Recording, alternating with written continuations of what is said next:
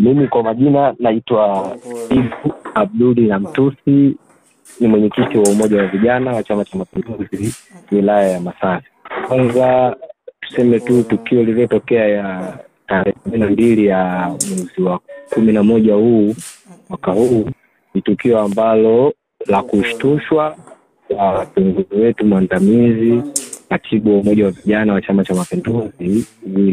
kata ya Namalenga, Bwana Salumu Maona.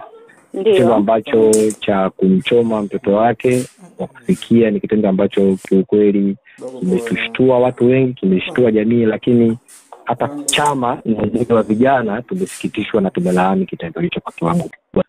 Kufuatia tukio hilo ambalo limetokea, umoja wa vijana kwa haraka na udharura tukaitisha kamati ya utekelezaji tarehe 14. Kwa hiyo kwa haraka, kwa sababu walikuwa ni kiongozi na kitendo kilichofanyika manake jamii na sisi hatujakubaliana na swala hilo. Hiyo moja ya maazimio ya kikao hicho, moja ilikuwa ni kutengua nafasi yake, manake kumsimamisha nafasi yake ya uongozi kama katibu wa vijana wa Chama cha Mapinduzi kata ya Namalenga, lakini pia kuazimia kupeleka mapendekezo kwenye kikao cha halmashauri kuu ya CCM mkoa kutengua nafasi yake ili nafasi hiyo iweze kujaziwa apatikane kiongozi mwingine. Lakini pia tulitaka mamlaka husika ichukue hatua stahili kwa kilichotokea na kilichofanyika, kwa sababu kitendo hiki ni cha aibu,